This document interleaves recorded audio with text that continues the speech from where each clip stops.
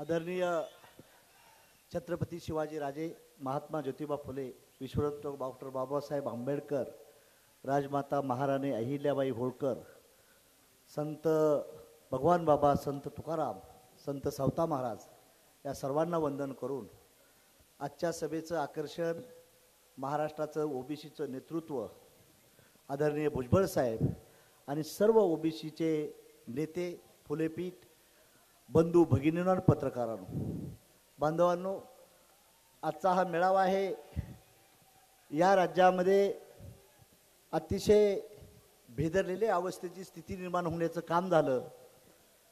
परंतु महाराष्ट्रात विधानसभेत असू द्या किंवा प्रशासनात असू द्या, पहिला आवाज उठवण्याचं काम छगन भुजबळांनी केलं, त्याबद्दल त्यांचं अभिनंदन आपण केलं पाहिजे।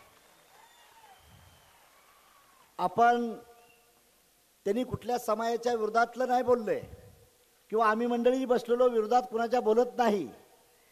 फक्त आमचं म्हणणं आहे की ज्यांना काही अजून मिळालंच नाही त्यांच्या ताटातली भाकरी काढू नये, हे साधं सोपं गणित आहे। म्हणून साठी ह्या मेळाव्याच्या माध्यमातून तुमच्या दिलासा देण्याचं काम आम्ही मंडळी करतोय। आणि ह्याचं परिवर्तन तुझं कशात झालं पाहिजे? आमच्या लिंगे साहेबांनी सांगितलं त्यात झालं पाहिजे, तर खऱ्या अर्थानं आम्हाला यश मिळणार आहे। तुमची ओबीसीची ताकद फार मोठी आहे। आपण 85% म्हणतोय, 85% आहे, पण मेळावे करताना आम्ही विचार करतोय आम्ही किती लोक येतोय ह्याचं चिंतन झालं पाहिजे। आणि उद्या स्टेजच्या खाली गेलो का आपापल्या पक्षात जाणार। म्हणून भुजबळ साहेब, माझं पुन्हा तुम्हाला साकडं आहे, जोपर्यंत तुमचा पक्ष काढणार नाही तोपर्यंत तुम्हाला न्याय मिळणार नाही। माझं म्हणणं आहे, जोपर्यंत आपलं काय आपण सारं करतोय, पण मागणाराच माणूस आपला नसेल, देणारा तिथं, तर तुमचं करायचं काय? म्हणून बांधवांनो, ह्याचा विचार झाला पाहिजे। भुजबळ साहेब, ह्या मुद्द्याशी आम्ही तुमच्या बरोबर आहे।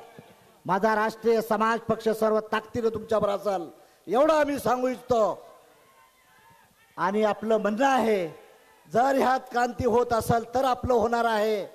उद्या पंतप्रधान व्हावं लागेल, मुख्यमंत्री व्हावं लागेल, आरक्षण पुन्हा मागायचं आपण। जी मागणारी यंत्रणाच आपल्या हातात नसेल तर आपल्याला देणार आहे कोण? म्हणून तुमच्या जागृतीचं चॅलेंज ह्याच्यात मतात झालं पाहिजे, एवढी विनंती करतो।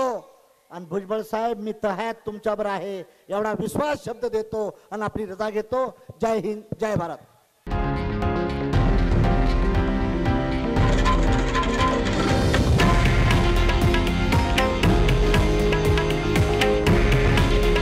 हे आहे देशातील नंबर 1 न्यूज नेटवर्क आणि आपण पाहत आहात TV9 मराठी।